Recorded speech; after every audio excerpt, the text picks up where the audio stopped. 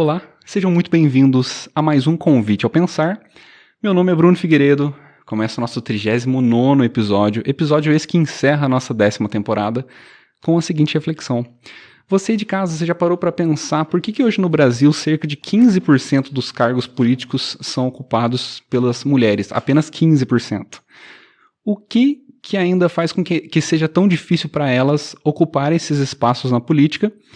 E com essa reflexão, no episódio de hoje, eu vou conversar com uma pessoa sobre a importância da ocupação desses cargos e o quanto essas ocupações podem ser um ato de transformação não só na política, mas muito além, né, para a vida. Seja muito bem-vinda, Leandra Suede. Prazer, Bruno, estar aqui com você. Prazer estar falando de políticas voltada ao público feminino, né?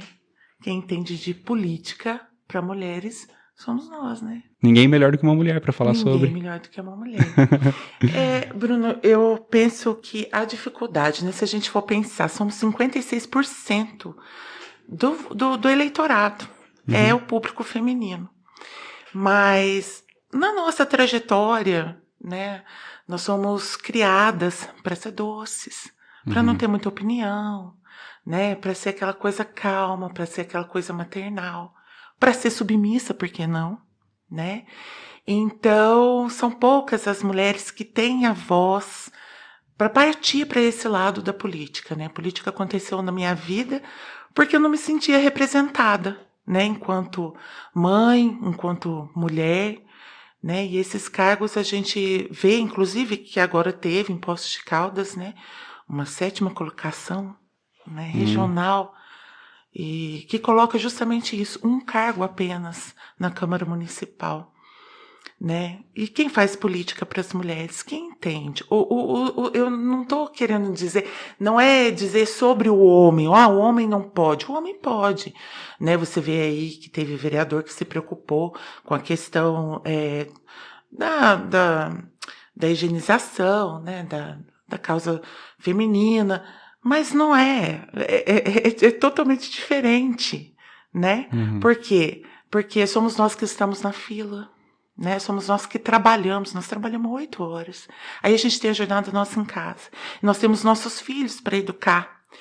E quando acontece alguma coisa, quem tem que correr com essa criança? Somos nós. E aí eu estou falando também de um público nós que somos a maioria. Se você for ver hoje em dia, quantas mulheres que são solteiras. Que às vezes têm um emprego, 2 empregos, né? Que às vezes é difícil para conseguir esse emprego. Por quê? Porque mulher engravida, tem licença maternidade, porque o filho fica doente, quem é que corre?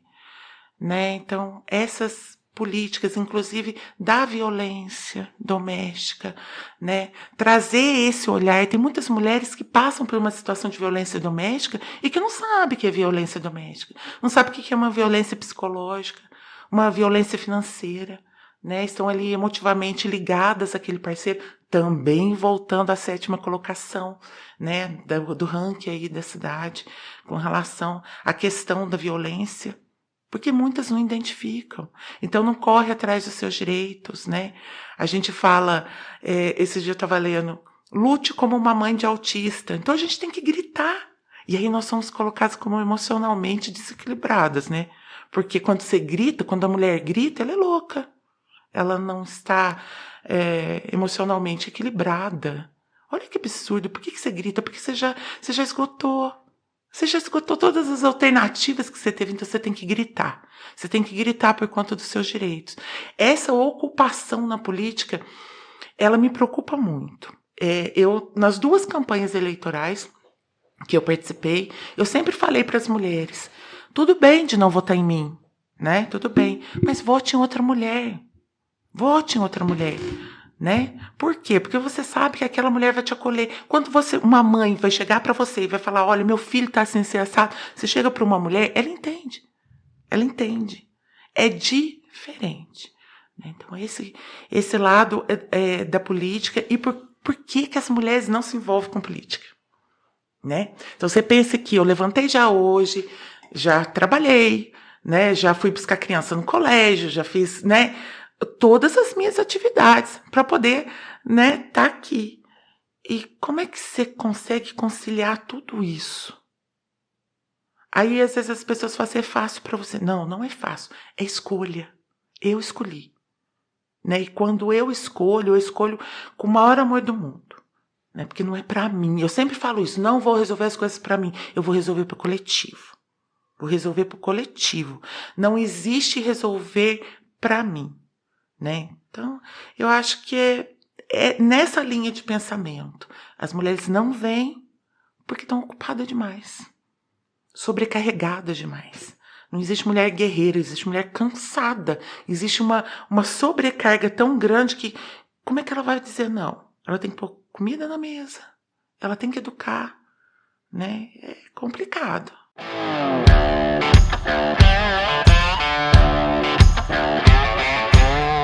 Leandra, agora a gente começa no nosso bloco pessoal. Esse é o momento da gente desvendar e te conhecer mais. Saber um pouco mais sobre como você pensa, sobre o que você sente, sobre como você funciona diante do mundo. A gente tem uma pergunta engessada que ela começa assim. Que tipo de pessoa você se considera? Que tipo de pessoa você é? Eu sou uma pessoa extraordinária. Eu acho que isso me define e sem arrogância, tá? Eu comecei desde cedo a trabalhar e eu ainda voltando sobre político, eu queria dizer o seguinte, gente, eu nasci em Poços de Caldas. Eu fui comprar um presente para minha irmã numa loja e de repente a moça virou para mim e falou assim, a senhora é daqui? Eu virei para minha mãe e falei assim, poxa, é por isso que eu não ganhei eleição. O povo nem sabe que eu sou daqui. Gente, eu nasci em Poços de Caldas. Tem 47 anos, como diz minha mãe, eu sou nascida e mal criada em Poços de Caldas. E aí, como é que você diz isso extraordinário? Eu fui criada por um homem extraordinário. Meu pai era uma pessoa boníssima. Meu pai era um homem visionário. O meu pai, quando a minha mãe ficou grávida, ele já dizia que ele queria uma menina. E à medida que eu fui crescendo, o meu pai falava simplesmente para mim, estude, tenha uma profissão. E quando você achar que você sabe tudo, estude mais. Por quê? Eu penso assim, a inteligência ela é de várias formas. O conhecimento, às vezes, ele é fixo em alguma coisa, né? Mas isso te abre portas, possibilidades e de convivência das outras pessoas, né? Então a inteligência, ela te faz, às vezes, te mudar de opinião. Isso é tão importante mudar de opinião, por que você tem que ser engessado naquilo? Né? Síndrome de Gabriela. Não, você tem várias outras oportunidades. E o princípio de sabedoria é saber que nada sei. Então eu continuei a minha vida inteira estudando. Hoje eu estou na 5ª faculdade e agora eu estou partindo para a sociologia porque me encantei. Quais são as 5, perdão? Eu tenho faculdade de administração, eu tenho enfermagem, eu tenho matemática, biologia e agora partiu sociologia. Nossa, o legal é que é bem assim. É totalmente... matemática, cara, que legal. Sim, totalmente uma diferente da outra. Né? Mas matemática eu fiz porque minha filha tinha problema com matemática, eu não conseguia meio que assimilar. Mas mãe não ensina filho, isso aí desiste. Não faça faculdade para ensinar o filho, deixa o professor ensinar, não tem como. E, então, assim, é uma diversidade muito grande, fora os cursos técnicos e as outras, e as pós-graduações, né? Que eu vou esquecer, sim, de algumas, mas são 6 no total. E eu fui estudando, e eu fui aprendendo, e eu fui conhecendo pessoas. Inteligência, ela serve para inspirar as pessoas. Não é para humilhar, não é para ofender, não é para dizer que eu sou maior do que ninguém. Tudo bem que eu tenho 1,80 m, mas não é para isso. É para você inspirar, é para você servir, sabe, de apoio para o outro que talvez não tenha o conhecimento que você tem. É para você abrir portas. Então eu sempre pensei no coletivo, mas porque eu tive esse pai.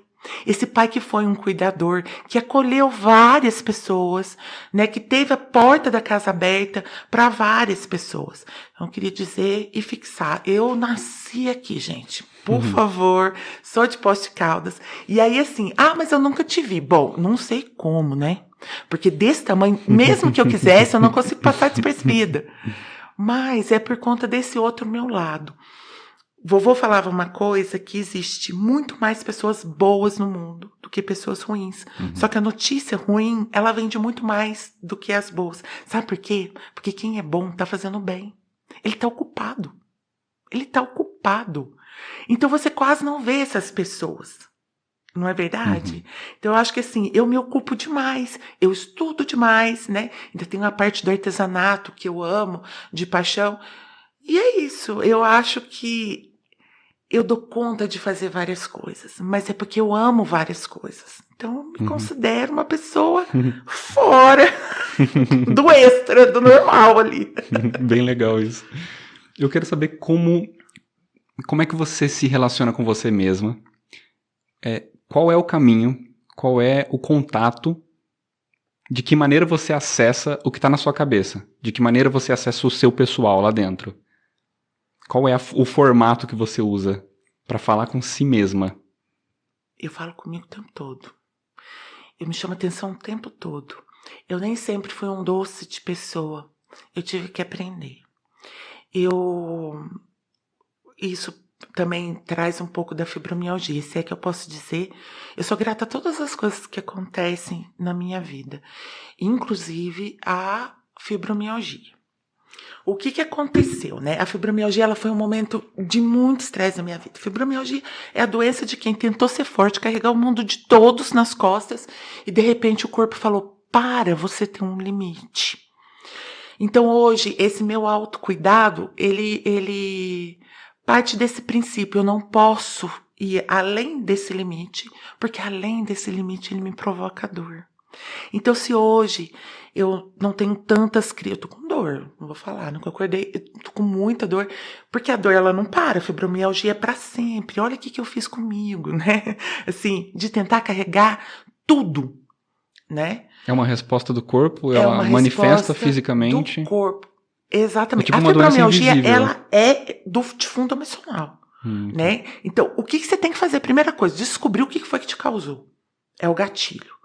Descobriu, partiu melhorar. E aí você tem que se autoconhecer, você tem que voltar para si. O que é que eu faço que provoca essa dor? O que vem do outro que de repente pode provocar a dor? E se aprender a não aceitar. Porque eu sou isso daqui. Como você me olha, é subjetivo seu. Não tem como eu falar, nossa, mas eu tenho... Agradar, quem tenta agradar todo mundo não transforma nada. Eu nasci para transformar. Eu não nasci para agradar. Então, tudo bem se você me olhar com outros olhos. De repente, você quebra aquela barreira. Eu sempre tive muito isso. Às vezes as pessoas falarem, você é brava, você... Por quê? Porque eu já sou uma pessoa, né, que tem essa autonomia, que vou, que falo, que tomo a frente e que resolvo. Mas hoje eu não resolvo tudo. Hoje eu resolvo no meu limite. Essas conversas comigo são bem para me chamar atenção. Antigamente eu era explosiva e levava tudo ao pé da letra. Hoje não. Hoje eu já sei o que é do outro, o que é meu. Respeito o meu limite, respeito do outro. E aí a gente vai, assim, se alinhando, porque eu sei que se eu sair dali, é dor. Né? Não é fácil sentir dor. E eu também não quero, né? Falando sobre o outro e sobre você, o que te apavora mais? Você se perder de si mesma ou você se perder dos outros? Eu acho que eu me perder de mim, sem dúvida nenhuma. Porque eu considero o seguinte, eu sou uma pessoa boa. Boa mesmo. Eu tô sempre disposta a fazer alguma coisa, tô sempre disposta a ajudar, eu tô sempre ali. Aquela mãezona, né, que abraça todo mundo. Vai ver que é por isso que eu sou grande, para abraçar todo mundo. Eu me dou demais e eu sou intensa demais. Mas, Bruno, se a pessoa não sabe receber tudo isso, não é um problema meu. É um problema do outro. O que eu faço é para mim. É para minha evolução. É para sempre estar melhor. Para quem? Não é melhor do que ninguém. É melhor para mim. Porque eu sei que, no fundo, que se eu tiver melhor para mim, eu estou sendo melhor para o outro. Né? A gente dá aquilo que a gente tem. Não é assim? Eu penso muito disso. Então, assim, é perder de mim. Não gosto disso. E se você se perder do outro, Como é que você se lida sozinha? Você reage bem com a solidão? Eu não sou solitária porque eu tenho uma mãe e uma filha, né? Se for com questão de relacionamento, me deu muito bem, né? Se for de relacionamento em questão amorosa, sim, eu tô sozinha. Não queria estar. Mas eu acho que tem essa coisa, né, da pessoa... Eu acho que uma mulher empoderada, uma mulher que se coloca, uma mulher que tem os seus valores e que fala não, ela assusta. Então hoje eu colocaria que eu não sou mulher para qualquer homem. Eu também sou mulher para um homem extraordinário. Né? Então eu não tenho medo de perder. Eu tenho... assim... Eu fico pensando assim, poxa, que pena que você perdeu. Porque eu tô aqui, né? Uhum. E você sempre teve presença, assim, né? Presença. Você... O jeito de falar, o jeito de se manifestar, de posicionar, eu acredito que às vezes deve gerar um certo... As pessoas devem ficar meio receosas, assim, com você. Até você abrir a boca e falar e a pessoa vê, nossa. Né? Você cativa com facilidade, isso é muito bom. Dá pra ver pelo seu jeito. Sua sinceridade, seu sorriso, isso é muito bom, cara. Pra gente fechar nosso bloco pessoal, eu queria que você me contasse uma mentira e uma verdade sobre você, mas que você não contasse pra gente o que é verdade e o que é mentira. Uma mentira e uma verdade? Romântica e... brava. Ficou fácil, cara. Eu ia falar. Ficou muito fácil. Ficou muito fácil. É assim, nem sei o que falar. Sabe que a sinceridade, ela faz parte de mim. Eu sou muito autêntica e eu não consigo, assim, falar, né? É que o outro me vê brava, mas, nossa, não sou.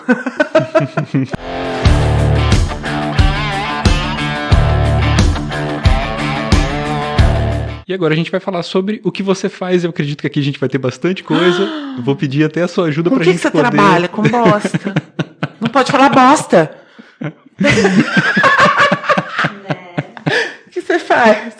Acho tão engraçado quando as pessoas me perguntam. Com que você mexe? Eu mexo com bosta. Horrível isso, vai. Quero até ganhar esse contexto aí. Quero que você me explique primeiro hoje, né? O que você tem feito hoje, como é que tá a sua vida hoje. E depois a gente monta uma cronologia invertida aí pra gente entender a tua trajetória e saber onde começou, como começou. Mas primeiro vamos falar do contexto atual. Tá. Me conta o que você tá fazendo hoje. Quem é você profissionalmente hoje? Já que você fez várias facu, então você tem, né, um portfólio bem amplo pra gente poder falar.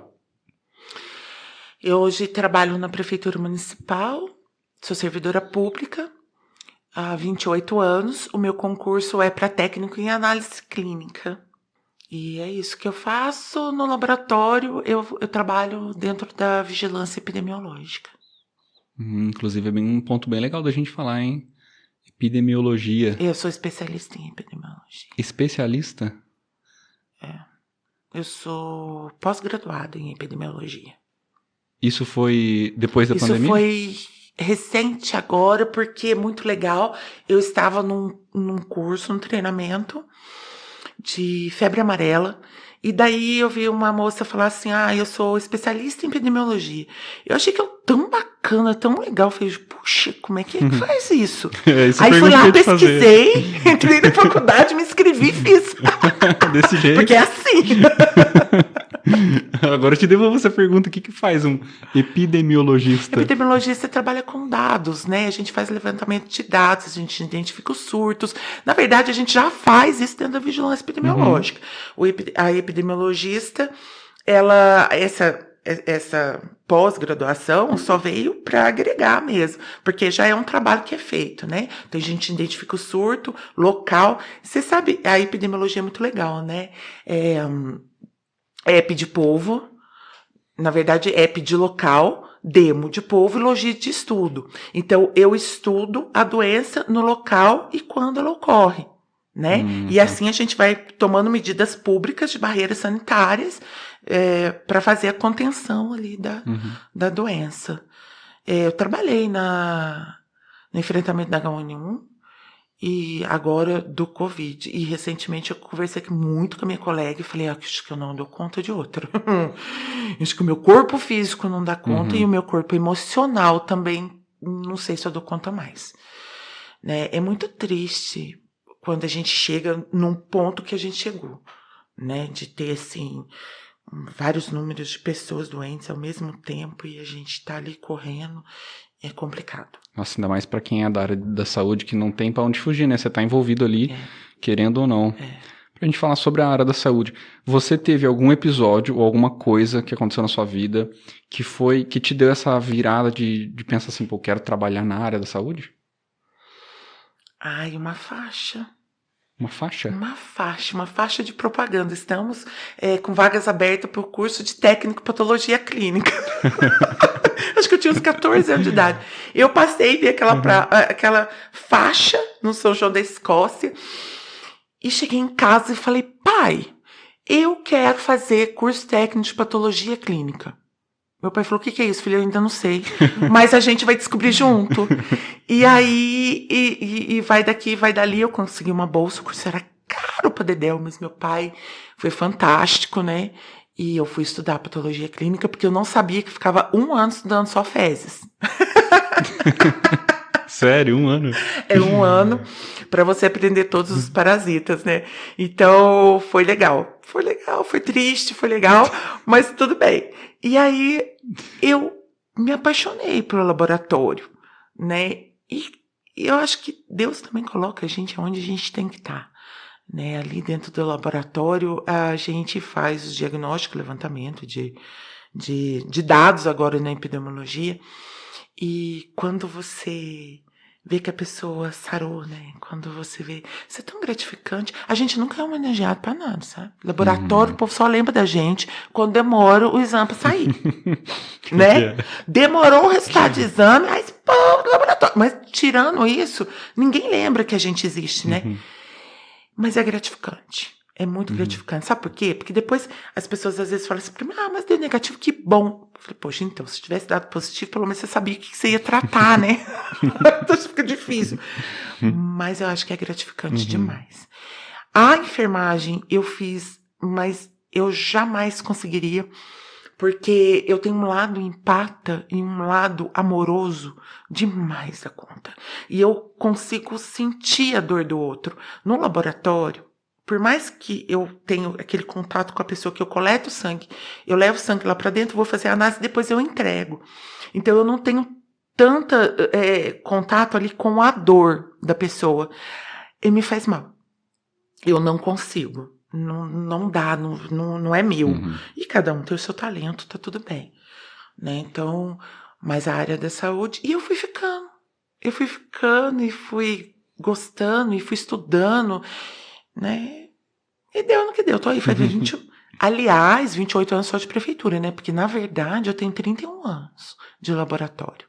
Às vezes a pessoa fala assim, mas você não tem vontade de fazer? Tem, gente, mas eu preciso aposentar. Porque aí eu aposento, aí eu vou trabalhar com outras coisas, né? Não tem jeito de perder. Aliás, fiz uma promessa pro meu pai.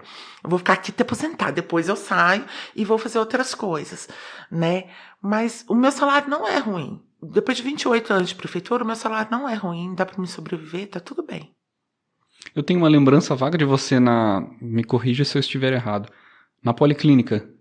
Isso, porque eu comecei na policlínica, o laboratório era... Na verdade, eu já inaugurei mais prédio público do que qualquer prefeito que passou aí, né? Então, assim, na verdade, a gente ficava lá na Rua Pernambuco e depois inaugurou a policlínica. E aí eu fiquei no laboratório da policlínica. Depois eu fui para a Fundação Hemominas. Da Fundação Hemominas, eu fui para a Vigilância Epidemiológica, lá estou até hoje.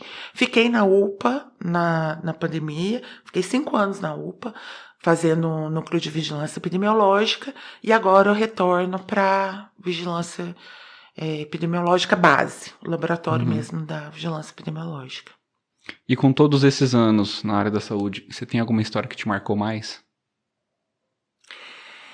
Eu tenho uma história com um adolescente autista, e que essa história ela não é uma marca para mim, porque eu atendo todo mundo com o maior amor do mundo.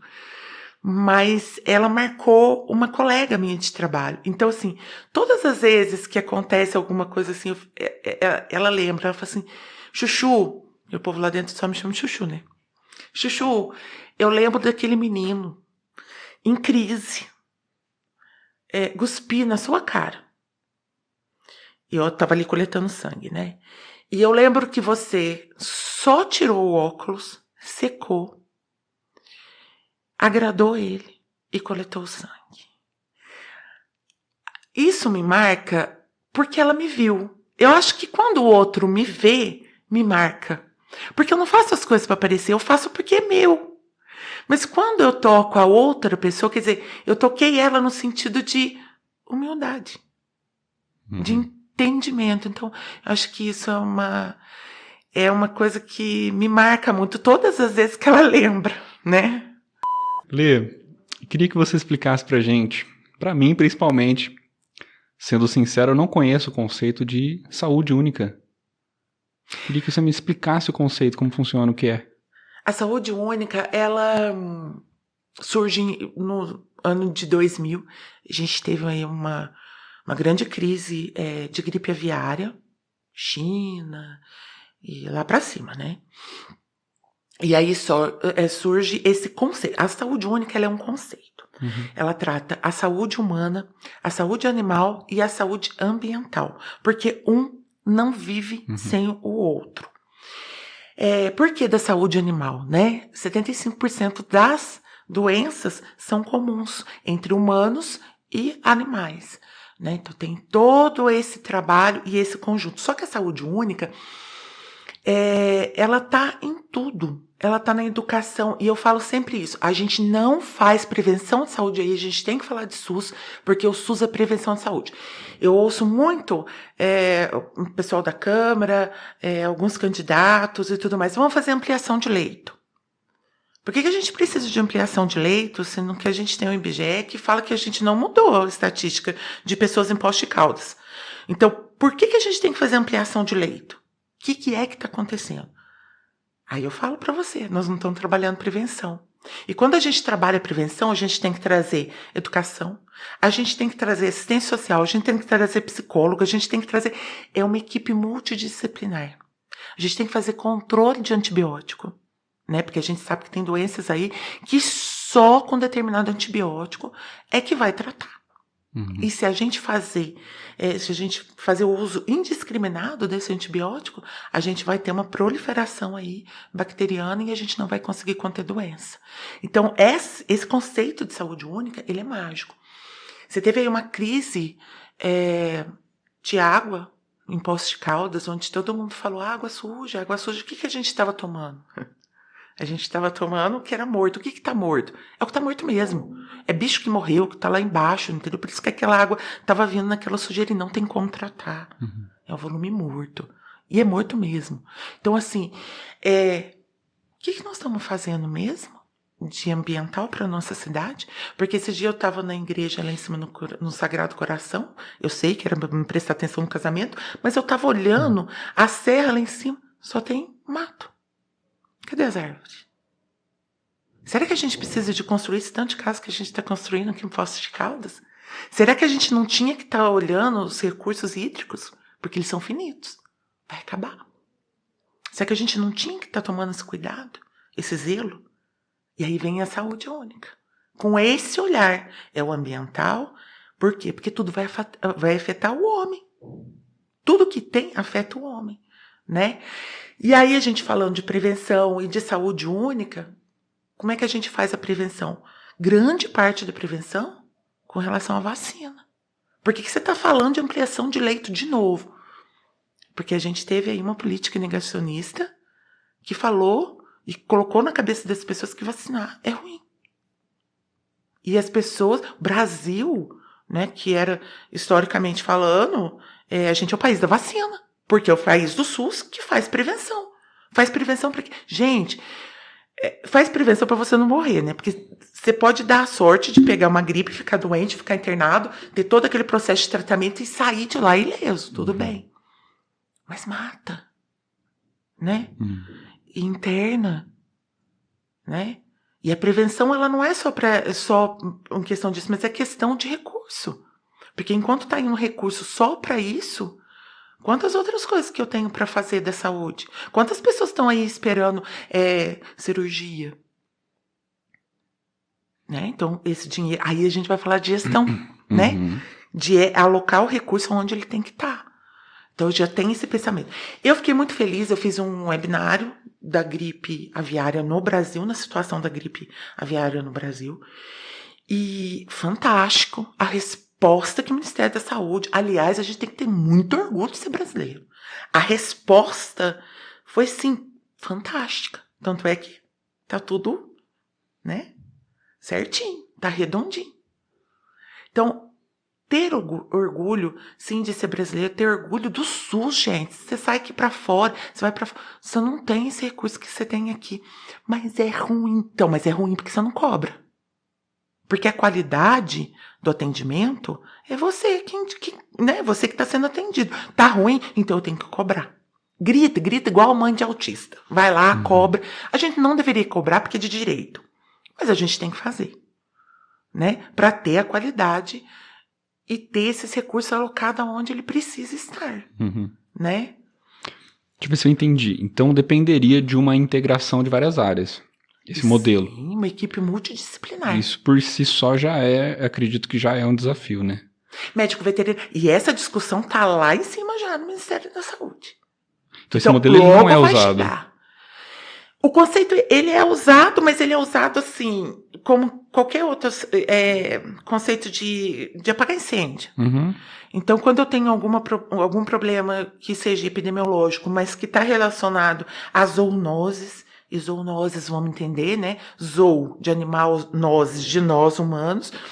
E aí, então, vem veterinário, vem todo mundo. Aí discute o caso, médico, veterinário, discute o caso todo mundo, né? Porque você precisa fazer a contenção de doença. Então, ele acontece sutilmente, sem uma gestão ali clara do que está acontecendo.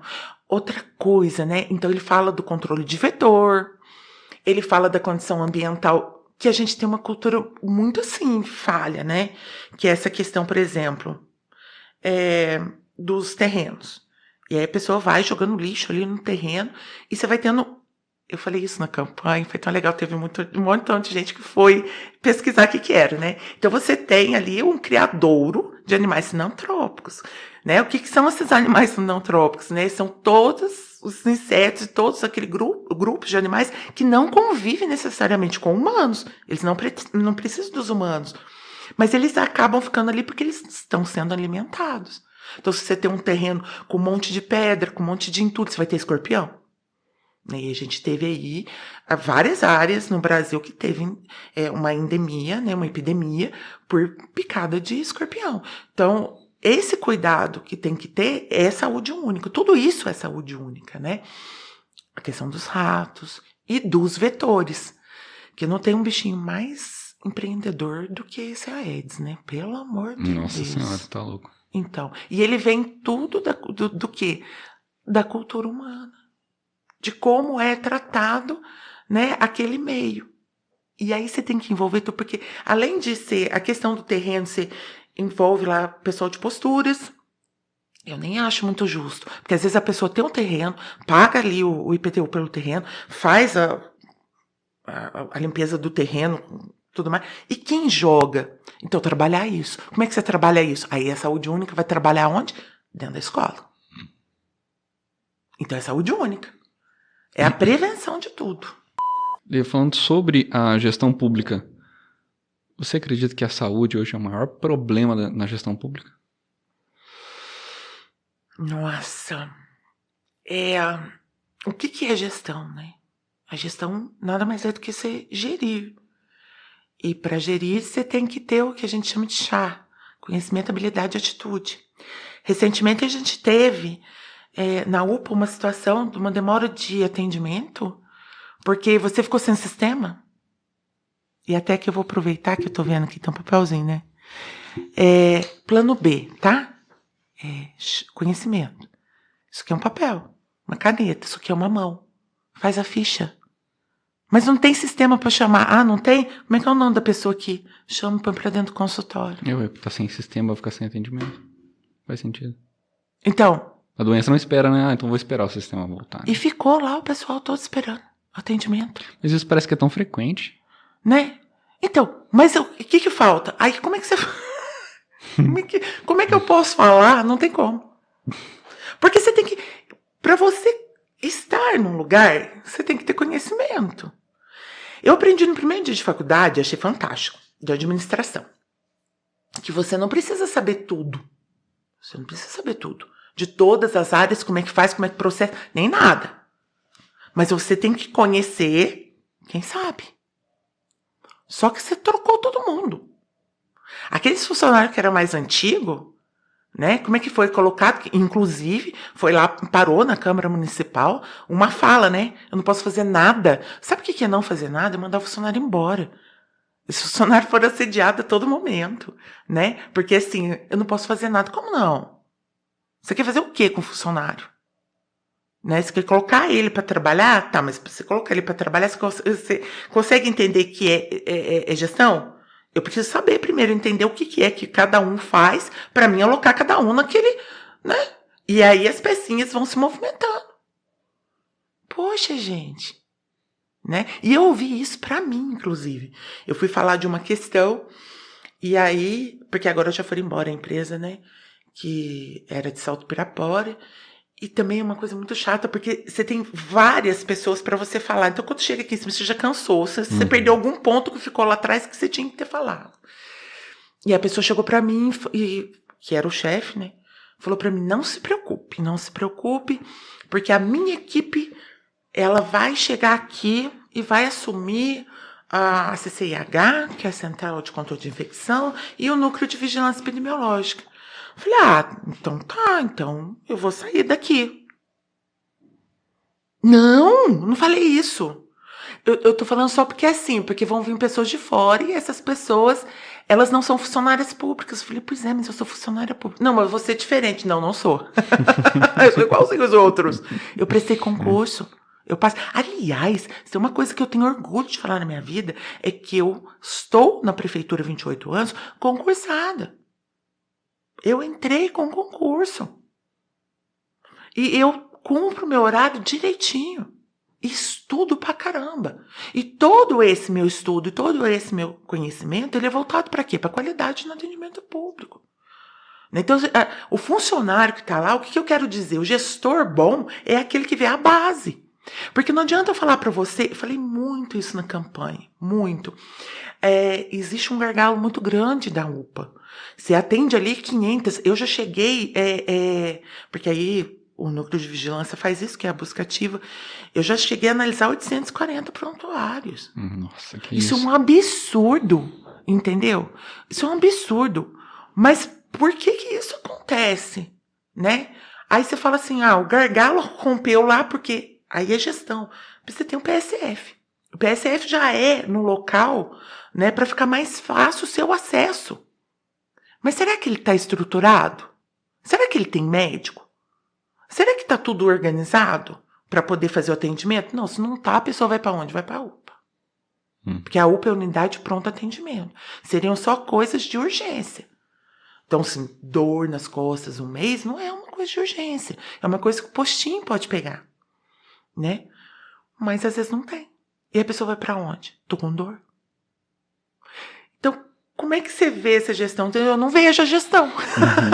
Ela não está acontecendo. Ela precisa existir. Ela precisa acontecer. Né? Olê, foi esse seu contato, essa sua bagagem com a saúde que te levou para a política? Ou foi a política que te puxou? Como é que você foi parar na política? Quando começa essa história? A política começa na minha vida na faculdade de administração. Eu terminei a faculdade de administração com 39 anos de idade. Eu olhei ainda para a cara do professor e falei, puxa, eu vou fazer o que da vida agora com 39 anos de idade? Ele falou assim, não, você é super competente, eu te contrataria. Eu falei, então me contrata agora, porque eu nem sei para onde que eu vou. Mas a ideia da administração era fazer administração hospitalar. Sempre pensei. Vou terminar, porque estou na área de saúde, é o que eu mais entendo, então vou fazer administração, vou focar em gestão hospitalar, beleza. Só que no último semestre, a gente teve gestão pública. E aí eu me apaixonei. Né? O professor Ulisses, até o mestre da matéria. E a gente teve uma dinâmica e que no meu grupo fui convidada a ser a prefeita. Aí a gente tinha 4 prefeitos disputando, né? Fazendo aquela debate. Adivinha? Perdi, né? Eu era a única mulher. E eu acho que a gente não precisa gritar, a gente precisa pontuar, falar com firmeza aquilo que a gente precisa falar. A gente consegue ser ouvida de outras formas. Ali eu entendi o que é que faltava. Quer dizer, a política não é agressiva. Não tem que falar que eu vou espancar o outro para conseguir voto. Tem isso. E o outro que ganhou não tinha metade das propostas que eu tinha, inclusive dos irmãozinhos de rua. Eu falei, gente, como assim? E eu comecei a ver esse outro lado. E saí da faculdade e eles montaram um grupo de MBA em gestão pública. E pum, partiu gestão pública. Me apaixonei. E aí, como é que você entra para ser gestora pública? Nas grandes capitais já tem essa função. Nas pequenas cidades ainda não é visto. Então, como é que você consegue trabalhar gestão pública? Fazer essa organização, estando dentro de partidos políticos. É um único meio. Não tem, assim, concurso público para gestor público. E hoje em dia tem mais partidos, pelo menos com mais espaço para as mulheres, né? Então, tem a cota, né? Uhum. E aí é outra coisa interessante, porque a minha família... a política começa dentro da sua família. Então você começa ali um núcleo familiar e vai pipocando, vai aumentando. Então eu nem tenho tanto voto assim, porque eu sou uma pessoa de esquerda dentro de uma família de direita. Eu sou totalmente fora do contexto. Eu te entendo. Porque o PSB, ele é um partido que me acolheu. Ele é um partido, inclusive, gostaria de convidar as mulheres, porque se vocês querem seguir, têm vontade, quando você não se sente representado, partiu ser candidato. Então, fazer parte do nosso grupo, porque a gente tem voz lá dentro. Eu até busquei outros partidos, mas eu não fico onde eu não sou bem-vinda. Eu não fico onde eu não posso falar, onde eu não posso colocar a minha opinião, e eu gosto muito de falar. Então, eu tenho que ter espaço, né? E de falar sim, e de falar não, e de me posicionar. Então, o PSB é fantástico, inclusive na composição do PSB, porque ele é bem dividido, né?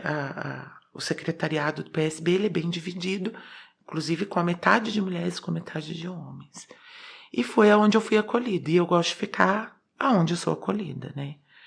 E não me importa. Aliás, o PSB, ele é um partido de justiça social. E aí tem esse outro meu lado, que é um lado de justiça social, sabe? Eu acho que os direitos estão aí, eles têm que ser cumpridos. E eu não acredito nessa coisa de meritocracia, né? Eu troco as palavras por causa da fibromialgia. A névoa cerebral, às vezes, apela um pouquinho. Então, assim, a meritocracia não é uma coisa que eu assimilo como questão de igualdade, né? Uhum. Não é fácil para mim, que às vezes as pessoas falam, mas é muito fácil para você. Não, eu tive um caminho aí que eu percorri até chegar, né, aonde eu estou. E é aquilo que eu falei, são escolhas, porque o acomodado, ele não chega em lugar nenhum, né? E também aquele que agrada também não transforma nada. Então é isso, a gente vai só seguindo. E eu gosto de política. Eu gosto da política honesta, eu gosto dessa política diferente, que não é falar mal de fulano, falar mal de cicrano, ou falar... Não, eu gosto de política. Eu gosto de política, de projeto e daquilo que vai ser bom para o coletivo, né? Tenho competência para isso. Não entraria se não tivesse, até porque eu estudo muito, né? E acho que é isso. Lê, pra gente fechar essa parte política, como é que você enxerga o impacto social da participação da mulher na política? O impacto social. Pois é, tão triste isso, né? A gente fica tão por fora da sociedade. Na verdade, eu consigo perceber assim que ela não é pertencente a esse meio, né? A mulher não se sente pertencente. Então, quando a gente chega, recentemente, inclusive, teve aí a ministra, né, que ouviu, coloque-se no seu lugar. Qual é o meu lugar?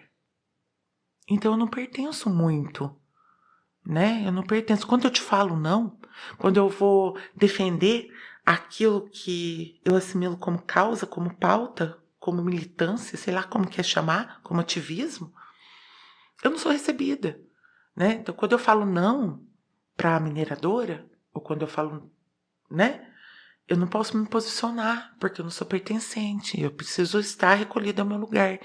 Eu acho que essa coisa também faz com que as mulheres deixem. Porque o que vão falar? E tem outra coisa também, né? Você entra na política. Política é suja.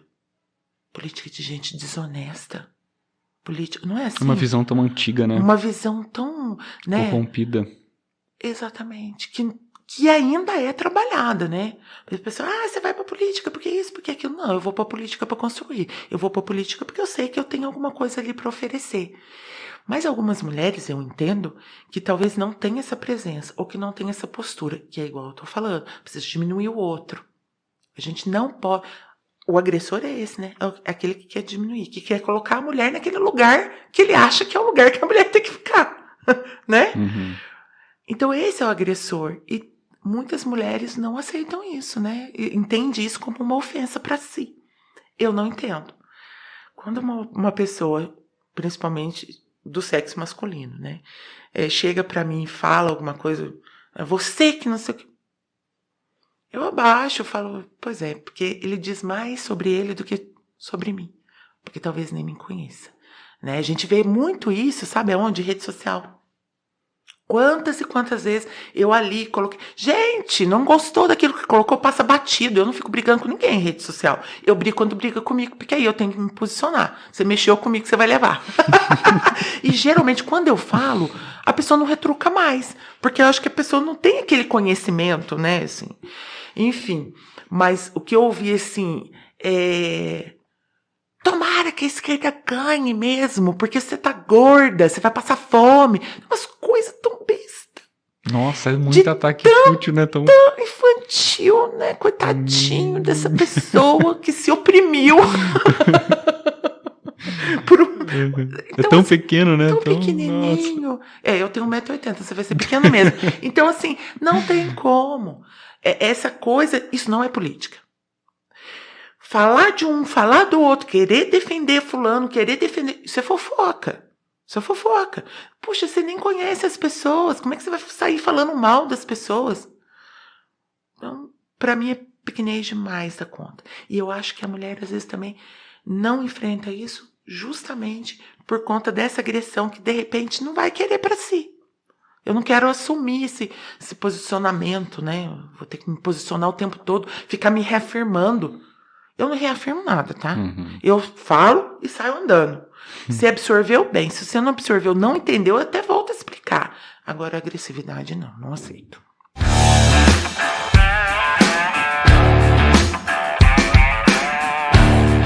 Bom, entramos agora no nosso modo aleatório. Esse é o momento em que o participante fala, o que eu tô fazendo aqui, cara? A gente vai dar uma viajada aqui nas perguntas que fazem jus ao nome do bloco. A gente começa com uma coisa simples que faz você acreditar que a vida vale a pena ser vivida. Ai, o sorriso de uma criança. Uma boa resposta. Lê para você o que é vencer na vida. Vencer na vida é saber que você deixou algo, porque já que daqui nada se leva, né? E o que você deixou? Talvez um encantamento? Talvez uma admiração? Talvez um simples sorriso? Então é muito mais sobre o que você deixa do que você tem. Boa. Me fala uma coisa que muitas pessoas romantizam muito, mas que você não compra essa ideia. Romantiza? Eu não compro. Gente, nem sei, assim, talvez eu até romantize junto. Mas eu acho que relações tóxicas. Às vezes a pessoa acha que está ajudando o outro e aí vem com aquela história e aí você vê que a pessoa se prejudica total por conta de uma relação tóxica. E relação tóxica, gente, acontece em âmbito familiar, acontece no trabalho, acontece de amizade, enfim. E a pessoa que tá ali, ela nem enxerga. Uhum. Eu acho que isso prejudica. Aí vem a fibra também, né, gente? Lê, se você pudesse decretar uma lei que entraria em vigor amanhã, mas no mundo da fantasia, não no mundo real, uma lei séria, não. Uma lei que entraria em vigor amanhã, que você vai aplicar ela no mundo todo. Mas com esse ar cômico, qual seria? Proibido fofoca. Para de Porque fofocar, às vezes é tão bom, cara. Jura? Fofoca é bom? Mas fofoquinha. Não, mas claro que sim, assim vamos é fazer fofoca maldade. reversa, a gente fala só do bem das pessoas, sim. para de fazer mal pros outros, diminuir os outros, não é? Ah, não, fofoca é ruim demais. Agora a gente fecha esse bloco. Sempre eu gosto de trazer alguma coisa bem pessoal para esse bloco. E aqui a gente tem 2 frases que você vai falar para Anitta, sua filha. Uma frase que tenha a palavra nunca e uma frase que tenha a palavra sempre. Nunca seja triste e sempre dê o seu melhor ao próximo.